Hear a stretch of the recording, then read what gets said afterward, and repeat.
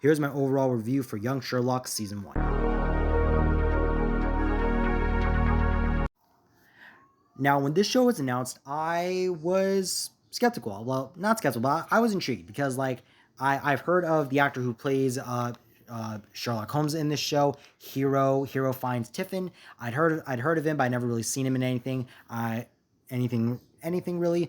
But the thing that really grasped me into the show was Guy Ritchie. I've seen a couple of his projects already. I've seen The Covenant. I believe he directed The Ministry of Ungentlemanly Warfare, which Hero did star in. So I already knew that he was in something that I'd already seen.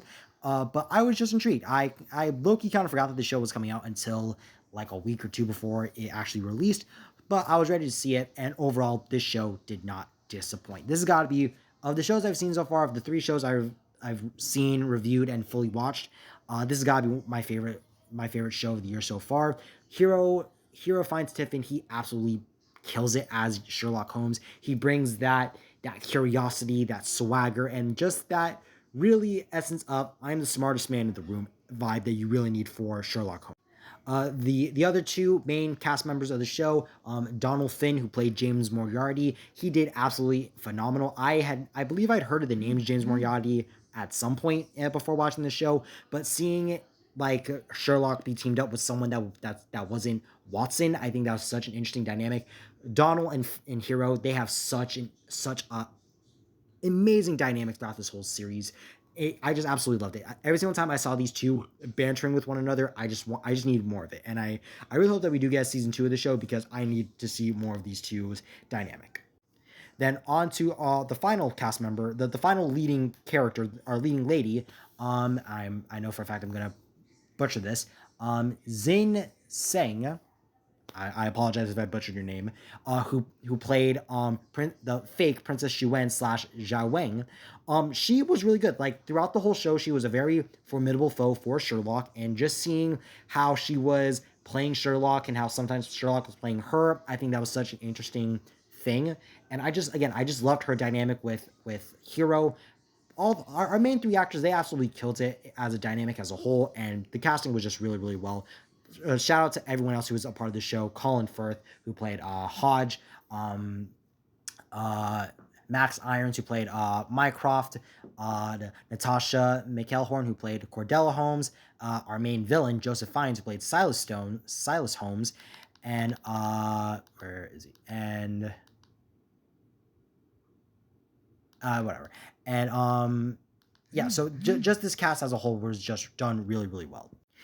Yeah, sorry. I was trying to look for the actress who plays adult Beatrice. I can't find the actress's name. If you know her name, just comment down below.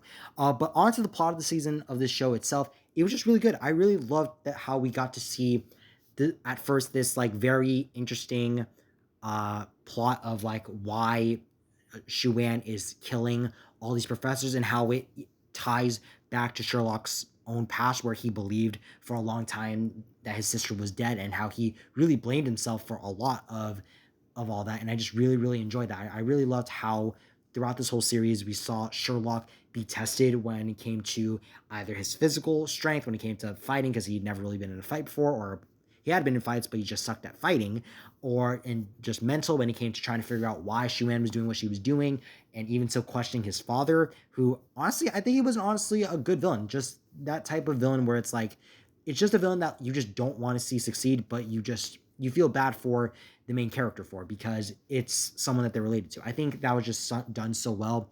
The production of the show was done really well. The look, the feel, you could feel that this show was in the 1800s, because that was when like Sherlock Holmes existed and all that stuff.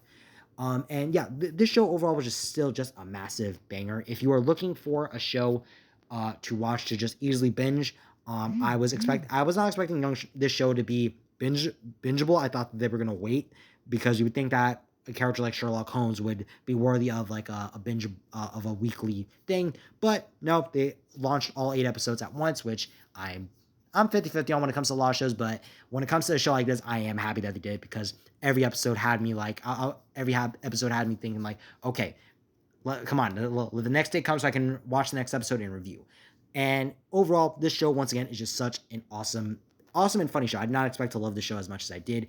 If you, like I said, I highly recommend you go see this. I am praying that we get a season 2 of the show, just because of how the show ends with possible strain between James and Sherlock, and the real question of what that key was, because as far as I'm aware, we don't know what that key is and how it relates to Silas and what his plan was with the nerve toxin.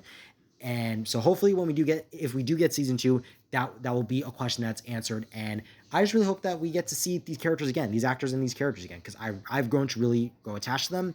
So I just really hope we get to go see we get this show again. On the screen right now, you can see what my overall ranking of the season was and of the show as a whole. If you have not seen the show again, I say once again, I highly recommend you go see it. If you watched the show already, or if you're in the middle of watching the show, let me know down in your comments. I would love to have a good discussion about it. And yeah, so thank you guys so much for watching. I'm Josh from Raiders Reviews, and I'll see you all next time.